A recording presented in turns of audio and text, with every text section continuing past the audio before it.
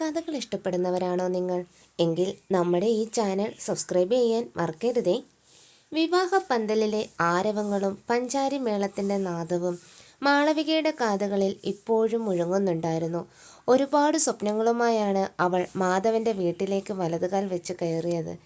എന്നാൽ ആ വീടിൻ്റെ ഉമ്മറപ്പടി കടന്നപ്പോൾ മുതൽ അവൾക്ക് എന്തോ ഒരു അപരിചിതത്വം അനുഭവപ്പെട്ടിരുന്നു.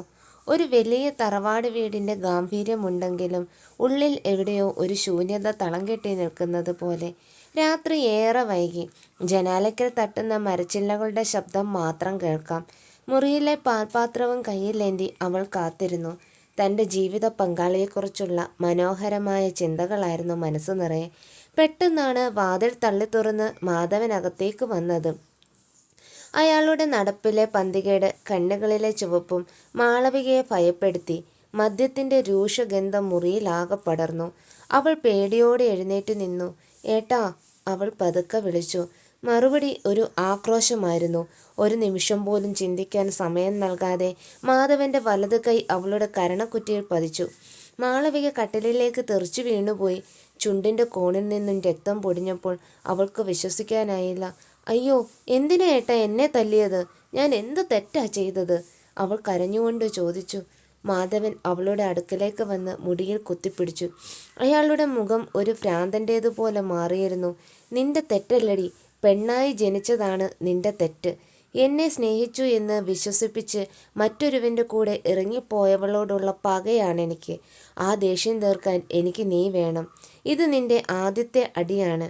ഇനി ഈ ജീവിതം മുഴുവൻ നീ ഇത് അനുഭവിക്കാനുള്ളതാ. അതുകൊണ്ട് അധികം ബഹളം വെക്കണ്ട. അയാൾ ഒരു ഭ്രാന്തനെ പോലെ പൊട്ടിച്ചിരിച്ചു. മാളവിക ഭയന്ന് മുറിയുടെ മൂലയിലേക്ക് ഓടി മാറി. താൻ സ്വപ്നം കണ്ട ജീവിതം ഇതാണോ എന്ന് അവൾ ആലോചിച്ചു. എനിക്ക് പേടിയാകുന്നു മാധവേട്ട, ദൈവത്തെ ഓർത്ത് എന്നെ ഒന്നും ചെയ്യല്ലേ, അവൾ കൈകൂപ്പി അപേക്ഷിച്ചു. ദൈവമോ? അയാൾ പരിഹാസത്തോടെ പറഞ്ഞു. അങ്ങനെ ഒരാൾ ഉണ്ടെങ്കിൽ നിന്നെ എൻ്റെ കയ്യിൽ ഇട്ടു തരില്ലായിരുന്നു. നിന്നെ തല്ലുമ്പോൾ കിട്ടുന്ന ആനന്ദമുണ്ടല്ലോ, അതെനിക്ക് മദ്യത്തേക്കാൾ വലിയ ലഹരിയാണ്. മാധവൻ മേശപ്പുറത്തിരുന്ന മദ്യക്കുപ്പിയെടുത്ത് ഗ്ലാസ്സിലേക്ക് പകർന്നു. അതൊറ്റ വലിക്ക് കുടിച്ചു തീർത്ത ശേഷം അയാൾ കട്ടിലിൽ കിടന്നു. നീ നിലത്ത് കിടന്നോണം. എൻ്റെ കട്ടിലിൽ നിനക്ക് സ്ഥാനമില്ല. നാളെ മുതൽ അടിയുടെ അളവ് കൂടും, അതിന് തയ്യാറായിക്കോ. തറയിൽ ഒരു ഷീറ്റ് വിരിച്ചു കിടക്കുമ്പോൾ മാളവികയുടെ കണ്ണുകൾ തോരാതെ പെയ്യുകയായിരുന്നു. തൻ്റെ ജീവിതം ഒരു നിഴൽക്കുത്തായി മാറുന്നത് അവൾ നിസ്സഹായതയോടെ കണ്ടുനിന്നു. പുറത്ത് ചില്ലകളിൽ തട്ടി കാറ്റ് ഏങ്ങി കരയുന്നുണ്ടായിരുന്നു. ആദ്യ രാത്രിയിലെ ആ പ്രഹരം മാളവികയുടെ ജീവിതത്തിൻ്റെ താളം തെറ്റിച്ചു കളഞ്ഞു. പിറ്റേന്ന് സൂര്യൻ ഉദിച്ചത് അവൾക്ക് പ്രകാശമായിട്ടല്ല, മറിച്ച് ഭയത്തിൻ്റെ മറ്റൊരു ദിനമായിട്ടായിരുന്നു. മാധവൻ ഉറക്കം എഴുന്നേറ്റപ്പോൾ തലേദിവസം നടന്നതൊന്നും ഓർമ്മയില്ലാത്തതുപോലെ പെരുമാറി. പക്ഷേ അവളുടെ വീർത്ത കവിളുകളും മുറിഞ്ഞ ചുണ്ടും സത്യം വിളിച്ചു പറയുന്നുണ്ടായിരുന്നു. അവൾ പ്രതീക്ഷിച്ച ഒരു വാക്ക്, ഒരു ക്ഷമ അയാളിൽ നിന്നുണ്ടായില്ല. പകരം വെറുപ്പിൻ്റെ ഒരു നോട്ടം മാത്രം നൽകി അയാൾ ജോലിക്ക് പോയി. പകലുടനീളം ആ വലിയ തറവാട്ടിൽ മാളവിക ഒരു യന്ത്രത്തെ പോലെ ജോലി ചെയ്തു. മാധവൻ്റെ അമ്മ പാർവതിയമ്മയ്ക്ക് അവളോട് വലിയ സ്നേഹമായിരുന്നു. പക്ഷെ മകൻ്റെ ഉള്ളിലെ മാറ്റം അവരെയും ഭയപ്പെട്ടിരുന്നു. ഉച്ചഭക്ഷണത്തിനിടെ പാർവതിയമ്മ അവളുടെ അരികിൽ വന്നിരുന്നു. മോളെ, മാധവൻ നിന്നെ ഉപദ്രവിച്ചോ? അമ്മയുടെ സ്വരം ഇടറിയിരുന്നു. മാളവിക ഒന്നും മിണ്ടിയില്ല. സങ്കടം തൊണ്ടക്കുഴിയിൽ തടഞ്ഞു നിന്നു. അവളുടെ മൗനം അമ്മയ്ക്ക് മറുപടിയായിരുന്നു. അമ്മ ദീർഘനിശ്വാസത്തോടെ പറഞ്ഞു. അവൻ പണ്ട് ഇങ്ങനെയൊന്നും ആയിരുന്നില്ല മോളെ. ശ്രേയ എന്നൊരു പെൺകുട്ടി ഉണ്ടായിരുന്നു അവൻ്റെ ജീവിതത്തിൽ. അവളെ അവന് ജീവനായിരുന്നു. കല്യാണത്തിന് എല്ലാ ഒരുക്കങ്ങളും കഴിഞ്ഞതായിരുന്നു. പക്ഷേ കല്യാണ ദിവസം അവൾ മറ്റൊരുത്തൻ്റെ കൂടെ ഇറങ്ങിപ്പോയി. നാട്ടുകാരുടെയും വീട്ടുകാരുടെയും മുന്നിൽ അവൻ തലകുനിച്ച് നിൽക്കേണ്ടി വന്നു. അന്ന് തകർന്നു പോയതാ എൻ്റെ മകൻ. അതിനുശേഷം അവൻ എല്ലാ പെണ്ണുങ്ങളെയും വെറുക്കാൻ തുടങ്ങി. നിന്നെ അവൻ വിവാഹം കഴിച്ചതൊരു കുടുംബജീവിതത്തിനല്ല, മറിച്ച് തൻ്റെ ഉള്ളിലെ പക തീർക്കാനാണെന്ന് എനിക്ക് തോന്നിയിരുന്നു. പക്ഷേ നീ അവനെ മാറ്റുമെന്ന് ഞാൻ കരുതി. അമ്മയുടെ വാക്കുകൾ മാളവികയിൽ സഹതാപമല്ല, മറിച്ച് ഭയമാണുണ്ടാക്കിയത്. മറ്റാരോ ചെയ്ത തെറ്റിന് താൻ എന്തിന് ശിക്ഷിക്കപ്പെടണം? രാത്രി മാധവൻ വരാനുള്ള സമയമായപ്പോഴേക്കും അവളുടെ ഉള്ളിൽ വിറയൽ തുടങ്ങി. രാത്രി 8 മണിയായപ്പോൾ വരാന്തയിൽ അയാളുടെ ബൈക്കിൻ്റെ ശബ്ദം കേട്ടു. പതിവ് പോലെ മദ്യപിച്ചിട്ടാണ് അയാൾ വന്നത്.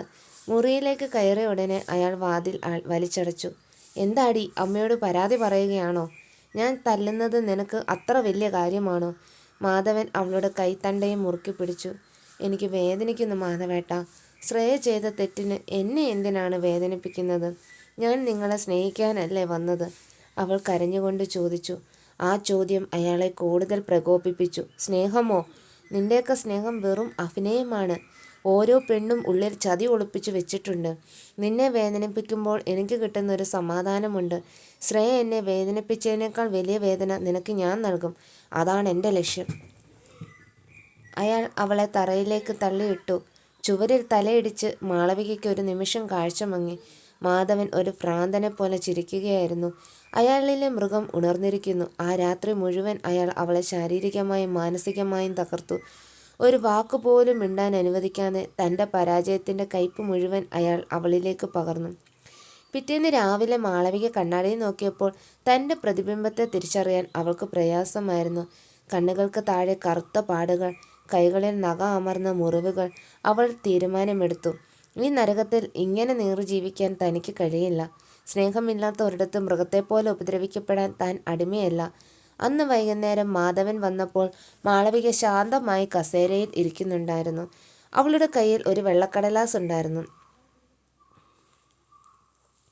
എന്താണിത്? മാധവൻ പരിഹാസത്തോടെ ചോദിച്ചു.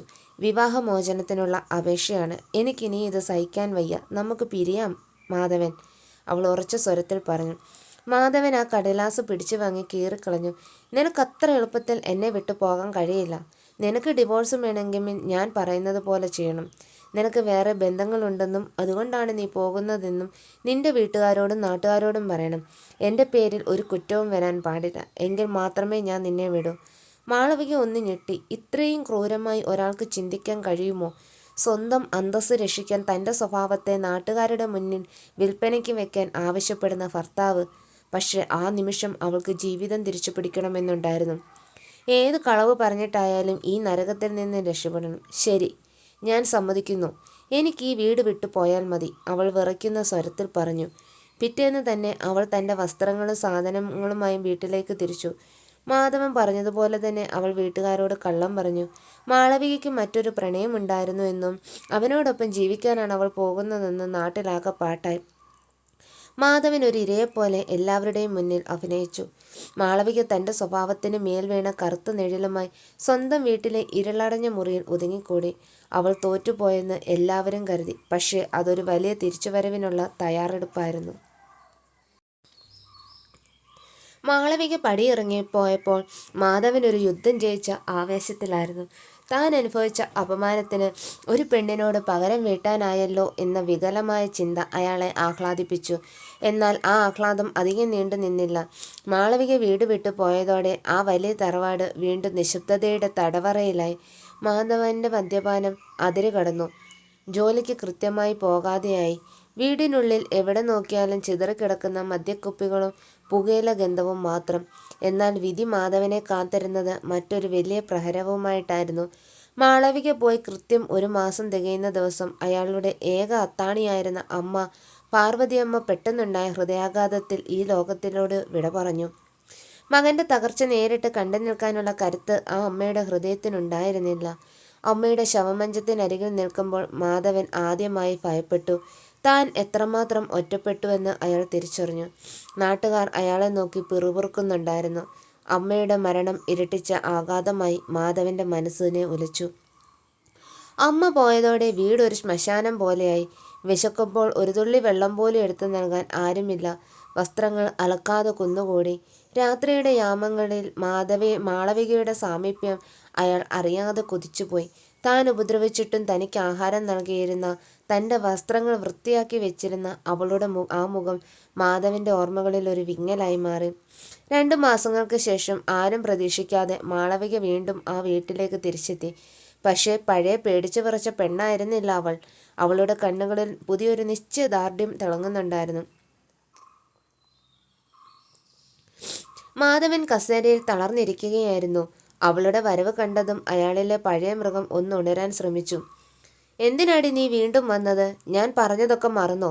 നിനക്ക് കിട്ടിയതൊന്നും പോരെ? മാധവൻ എഴുന്നേറ്റ് അവളുടെ നേരെ വന്നു. അയാൾ അവളുടെ കഴുത്തിന് നേരെ കൈ നീട്ടിയതും മിന്നൽ വേഗത്തിൽ മാളവിക അയാളുടെ കൈ പിടിച്ചു തിരിച്ചു. മാധവൻ്റെ മർമ്മത്തിന് സേവിച്ചുകൊണ്ട് അവൾ അയാളെ തറയിലേക്ക് തെള്ളിയിട്ടു. വേദന കൊണ്ട് പുളഞ്ഞ മാധവൻ അവിശ്വസനീയതയോടെ അവളെ നോക്കി. നീ നീ എന്നെ തല്ലിയോ? മാളവിക അയാളുടെ മുന്നിൽ കുത്തിയിരുന്ന് ശാന്തമായി പറഞ്ഞു. അതേ മാധവൻ, ഞാൻ നിങ്ങളെ തല്ലി. ഇത്രയും കാലം ഞാൻ മിണ്ടാതിരുന്നത് എൻ്റെ ദൗർബല്യം കൊണ്ടല്ല, മറിച്ച് എൻ്റെ സംസ്കാരം കൊണ്ടായിരുന്നു. പക്ഷെ ആ സംസ്കാരം നിങ്ങളെപ്പോലുള്ള മൃഗങ്ങൾക്ക് മനസ്സിലാകില്ല. ഈ 2 മാസം ഞാൻ വെറുതെ ഇരിക്കുകയായിരുന്നു എന്ന് കരുതിയോ? എനിക്ക് എന്നെ തന്നെ സംരക്ഷിക്കാൻ അറിയാം. സ്വയം പ്രതിരോധത്തിൻ്റെ പാഠങ്ങൾ പഠിച്ചിട്ടാണ് ഞാൻ വന്നിരിക്കുന്നത്. ഇനിയും എന്നെ ഉപദ്രവിക്കാൻ നോക്കിയാൽ വിവരം അറിയും. മാധവൻ ഒന്ന് തണുത്ത് തൻ്റെ കരുത്ത് ഒരു പെണ്ണിന് മുന്നിൽ ഒന്നുമല്ലെന്ന് അയാൾക്ക് മനസ്സിലായി. എന്തിനാ നീ വന്നത്? അയാൾ പതുക്കെ ചോദിച്ചു. ഞാൻ വന്നത് നിങ്ങൾക്കോർത്തല്ല, മരിച്ചുപോയ അമ്മയ്ക്ക് വേണ്ടിയാണ്. മരിക്കുന്നതിന് തലേ ദിവസം അമ്മ എന്നെ വിളിച്ചിരുന്നു. നിങ്ങളെ നന്നാക്കാൻ അമ്മയ്ക്ക് കഴിഞ്ഞില്ലെന്നും അതുകൊണ്ട് നിങ്ങളെ ഉപേക്ഷിക്കരുതെന്നും അമ്മ എന്നോട് കരഞ്ഞു പറഞ്ഞു. ആ വാക്ക് പാലിക്കാനാണ് ഞാൻ വന്നത്. എനിക്ക് നിങ്ങളോട് സ്നേഹമൊന്നുമില്ല. പക്ഷേ ഒരു മനുഷ്യൻ ഇങ്ങനെ നശിച്ചു പോകുന്നത് കണ്ടു നിൽക്കാൻ എനിക്ക് കഴിയില്ല. മാധവൻ്റെ തല കുനിഞ്ഞു. അയാളുടെ ഉള്ളിലെ അഹങ്കാരത്തിൻ്റെ കോട്ടകൾ ഒന്നൊന്നായി തകർന്നു വീഴുകയായിരുന്നു.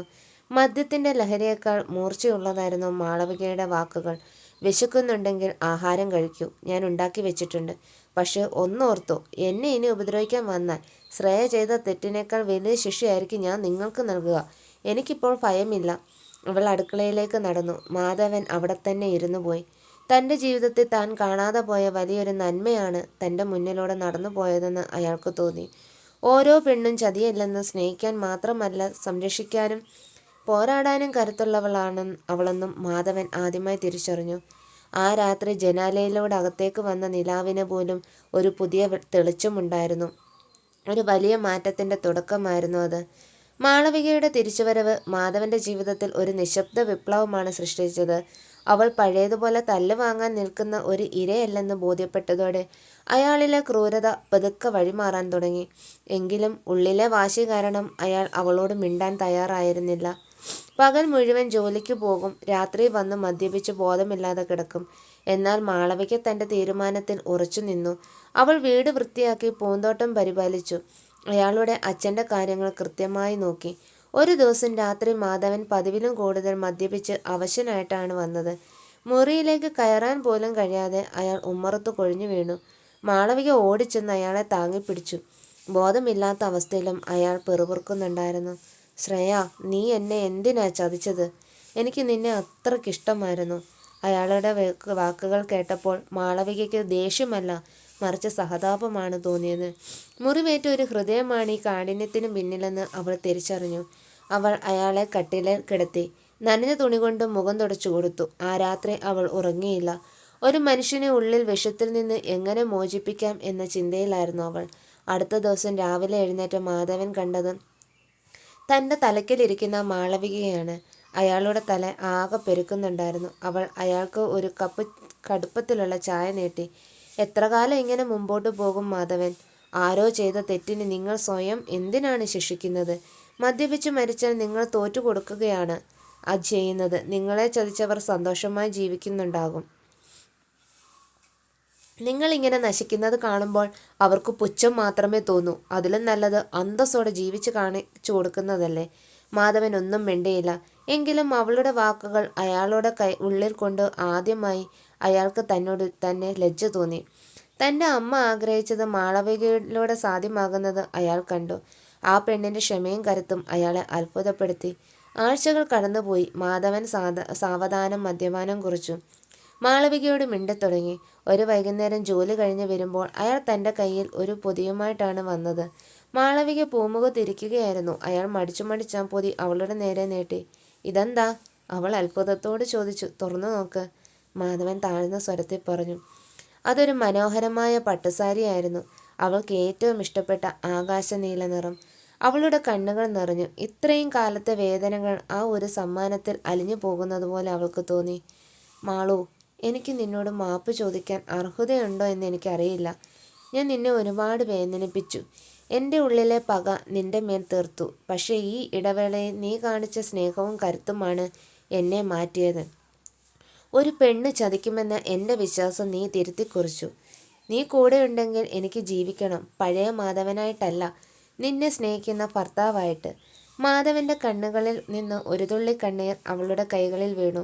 മാളവിക ആ സാരി നെഞ്ചോട് ചേർത്ത് പിടിച്ചു. അവൾ ചിരിച്ചുകൊണ്ട് പറഞ്ഞു, മാപ്പൊന്നും വേണ്ട മാധവേട്ട. നമ്മൾ പെണ്ണുങ്ങൾ കുറച്ച് വാശിയുള്ളവരാണ്. പക്ഷേ അത് നിങ്ങളെ ഉപദ്രവിക്കാനല്ല, നിങ്ങളെ തിരിച്ചു പിടിക്കാനാണ്. പഴയതൊക്കെ നമുക്ക് മറക്കാം. അന്ന് രാത്രി ആ തറവാട് വീട് വർഷങ്ങൾക്ക് ശേഷം ചിരിയും വർത്തമാനങ്ങളും കൊണ്ട് നിറഞ്ഞു. പഴയ നിഴലുകൾ മാഞ്ഞുപോയി. മാധവൻ തൻ്റെ മദ്യക്കുപ്പികളെല്ലാം ദൂരേക്ക് വലിച്ചെറിഞ്ഞു. അയാൾ മാളവികയുടെ നെറ്റിയിൽ ചുംബിക്കുമ്പോൾ പുറത്തു നിലാവ് പെയ്യുന്നുണ്ടായിരുന്നു. മനുഷ്യരിലെ തിന്മയല്ല, അവരിലെ നന്മ കാണാൻ ശ്രമിച്ചാൽ ഏതൊരു നരകത്തെയും സ്വർഗമാക്കാം എന്ന് മാളവിക തെളിയിച്ചു. തേച്ചു പോകുന്ന പെണ്ണുങ്ങൾ മാത്രമല്ല, ചേർത്തു പിടിക്കുന്ന പെണ്ണുങ്ങളും ഈ ലോകത്തുണ്ടെന്ന് മാധവൻ തിരിച്ചറിഞ്ഞു. ആ തിരിച്ചറിവിലായിരുന്നു അവരുടെ ജീവിതത്തിൻ്റെ തുടക്കം. സ്നേഹത്തിൻ്റെ പുതുമഴയിൽ ആ വീടും മനസ്സുകളും തണുത്തുറഞ്ഞു.